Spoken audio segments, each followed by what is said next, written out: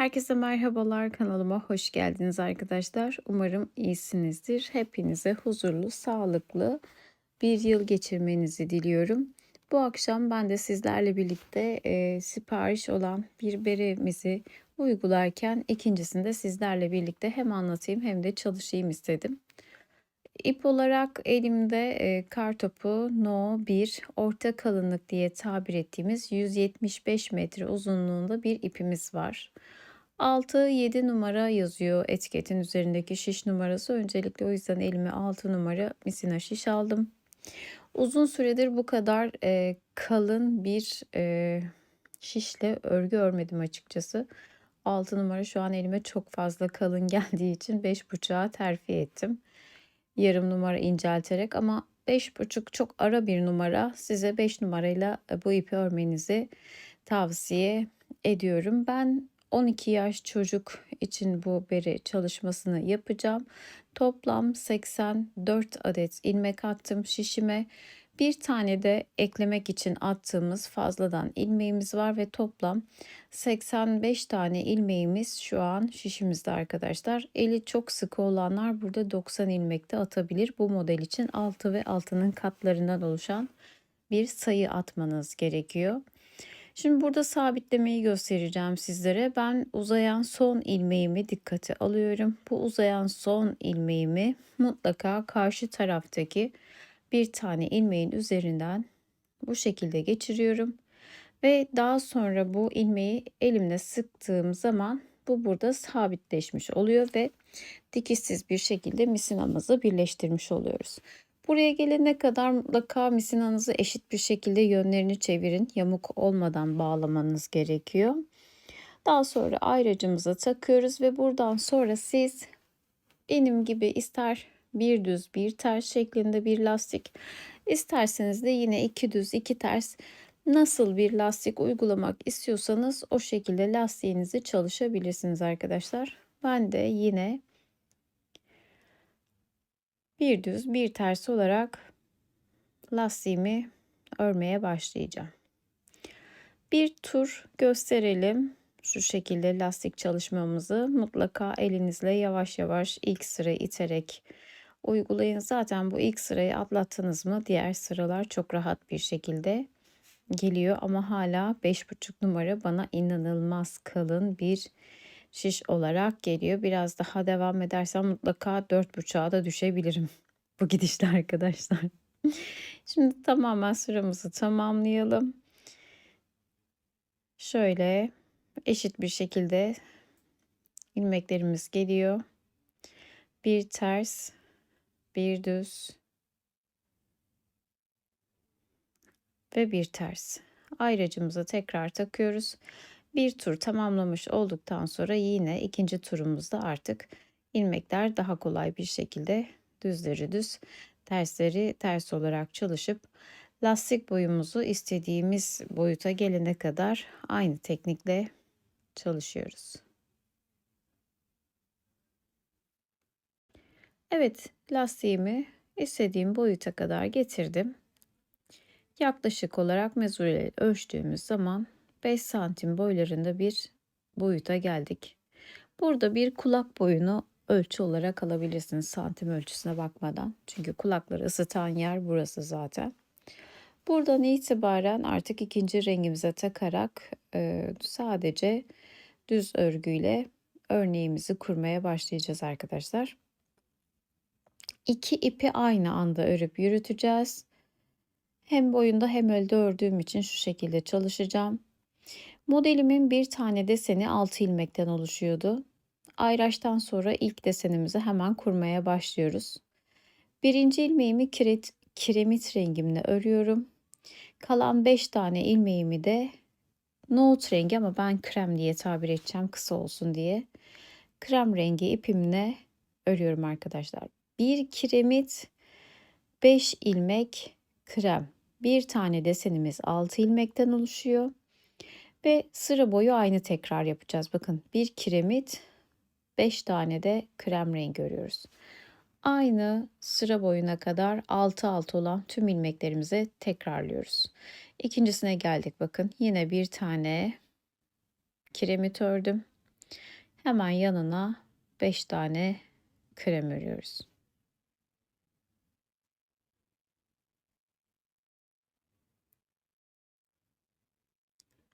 Bir kez daha yapıyoruz.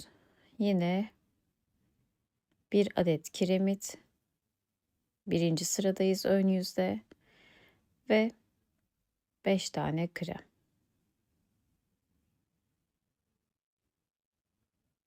Artırma eksilme yok. O yüzden lastikte olan sayılarla çıkıyoruz. Eğer daha biraz bol olsun istiyorsanız lastiğin son sırasında 6 ilmek daha artırarak desen fazlalığı yapabilirsiniz. Bakın sıra sonuna kadar aynı tekrarla ilerliyorum. Ayracıma gelmeden önce de ilk desenin bitişiyle son desenin başlangıcını özellikle göstermek için sıra sonuna geliyorum. Bir ilmek kiremit, 5 tane krem rengi ilmeğimizden örüyoruz. Ayrıca geldiğimizde birinci turumuz bitmiş oluyor ve buradan itibaren örneğin ikinci sırasına başlıyoruz. İkinci sıramızda bu ilk desenimiz yarım desen olacak arkadaşlar. Son ilmekle tamamlanacağı için birinci kiremit rengimi örüyorum. Burada 5 tane kremimiz vardı. Bunun yanına yeniden ikinci kiremitimi yapıyorum. Dediğim gibi bu yarım desen olacak. Sıranın sonunda tamamlanacak. Daha sonra 3 tane krem örüyorum.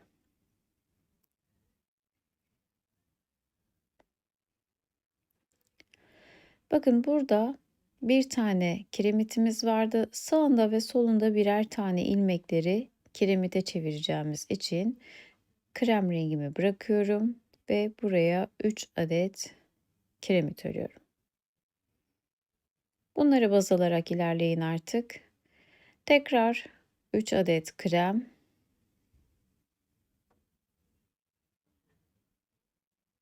ve bakın tek kiremitin sağında ve solunda birer tane ilmekleri de çevirerek 3 tane kiremit rengimiz oluyor bu sırada. Örneğin ikinci sırasında. Yine 3 krem rengi. Tek olan kiremiti 3'e çıkartıyoruz bu sırada. O yüzden şu şekilde 3 adet kiremit örüyoruz. Sağında ve solundaki birer tane ilmekleri kiremit rengine çeviriyoruz. Yine 3 adet krem ve 3 adet kiremit.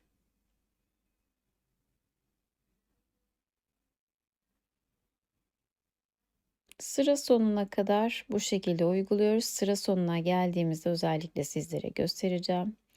Bakın burada ayraçtan önce 2 tane örmüştük biliyorsunuz. Son desende yine 3 adet kremimizi ördükten sonra bir tane ilmeğimiz kalıyor. Bunu birinci desene ekliyoruz. O yüzden buradaki son ilmeğimizde buradaki üçlemeleri tamamlamak adına buraya da bir kiremit örüyorum. Ve böylelikle örneğimin ikinci sırasını tamamlıyorum.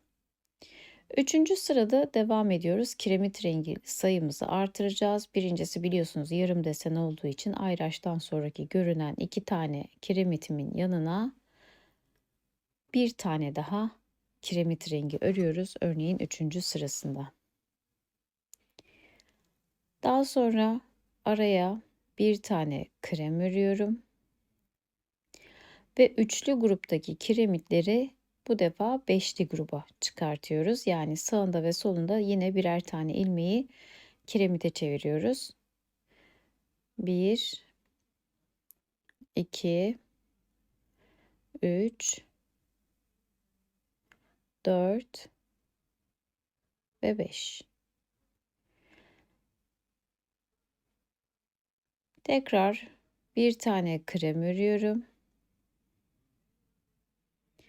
Ve bir sonraki üçlü grubu beşliye çıkartacağımız için buradaki 2 ilmeği kiremite çeviriyoruz. 1, 2, 3,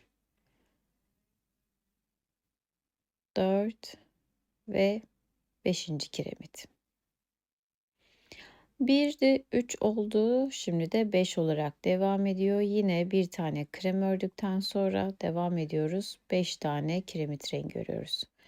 Bir krem, 5 kiremit olacak şekilde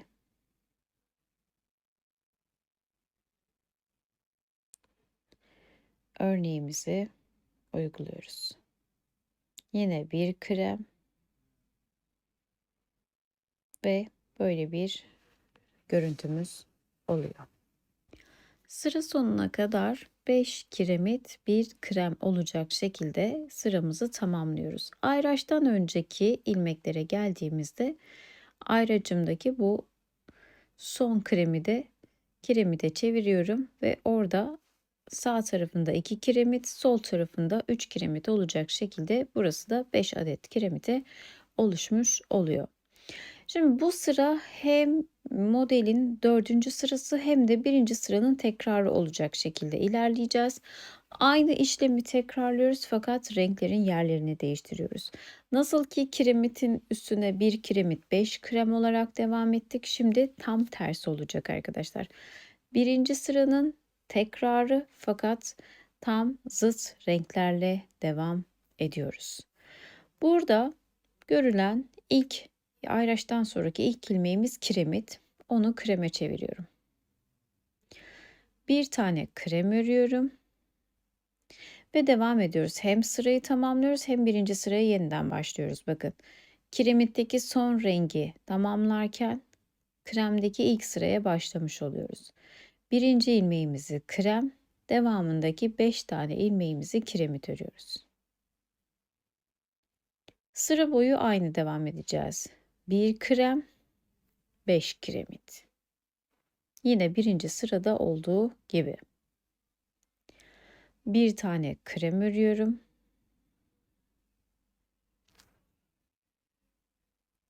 Ve 5 adet kiremit. Kiremit rengimizin son sırası. Renklerin bütünleşmesi adına krem rengimizin de ilk sırası oluyor. 3, 4 ve 5. 5 kiremit, 1 krem.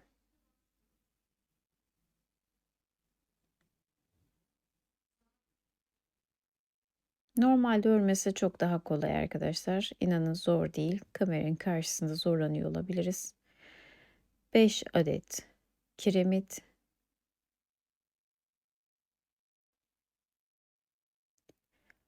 bir tane krem rengi örüyoruz. 5 adet kiremit, kiremitteki 4. sıramız, kremle başladığımız 1. sıra diyebiliriz. Bir tane krem, 5 adet kiremit örüyoruz. Bir tane krem ve 5 adet kiremiti sıra sonuna kadar aynı teknikle çalışıyoruz. Yine ayracın olduğu yere kadar ben öreyim. Ayracın orada bir kez daha sizlere göstereyim. Son desende.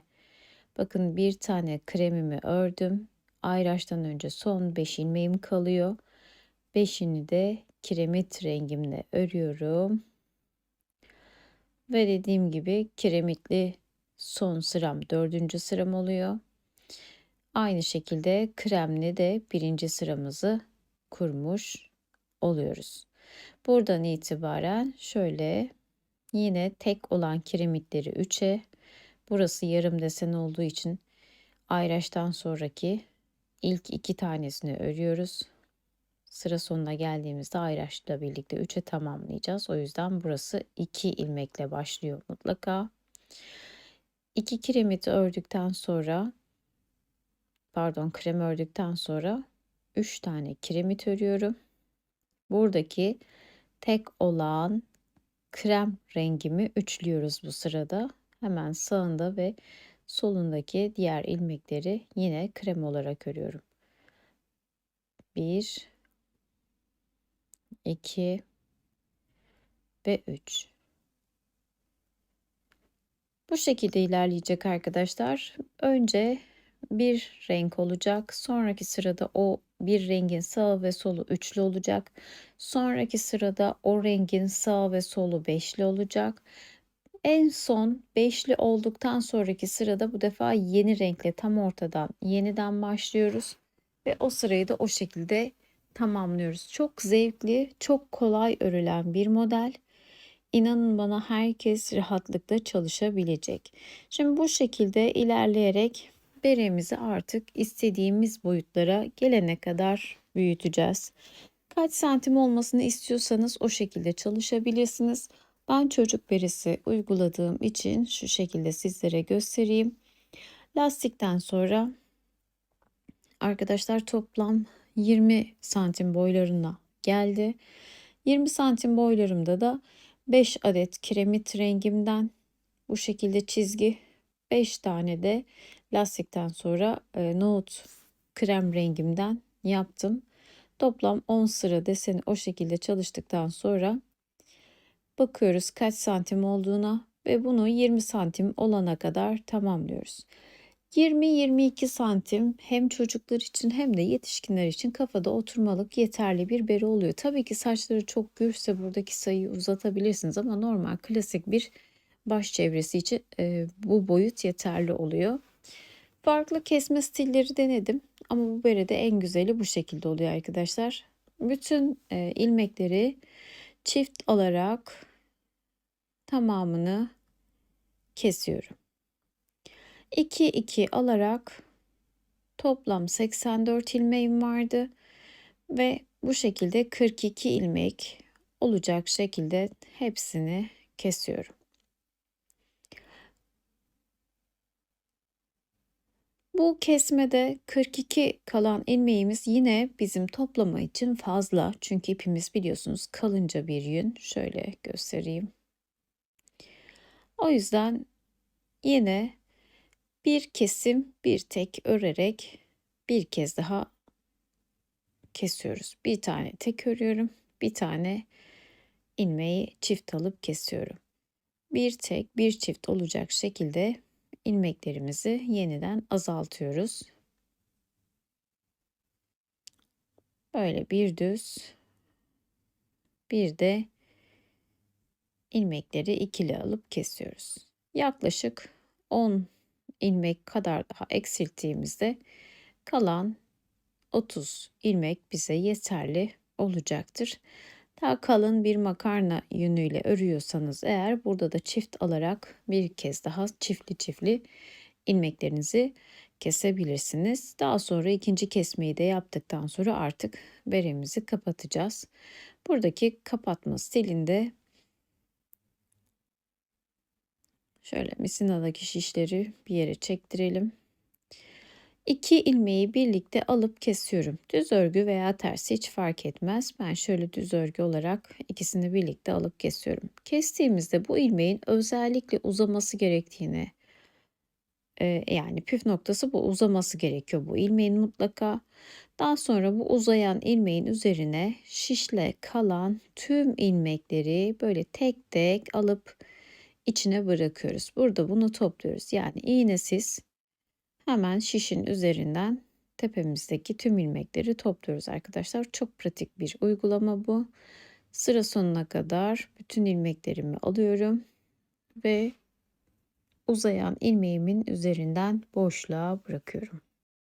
Son ilmek kalana kadar hepsini yaptım. Son ilmeği de üzerinden attıktan sonra artık bu uzayan ilmeğimizi tutuyoruz ki kaçmasın. Ve onu hafif elinizce bu şekilde uzatın. Daha sonra kalan ipimizi kesiyoruz. Bu uzun olan ilmeğin içinden kestiğimiz ipimizi geçiriyoruz.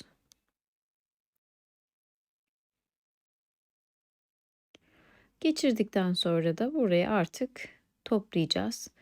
Buradaki de en önemli püf noktası şöyle yavaşça sıkın bunu.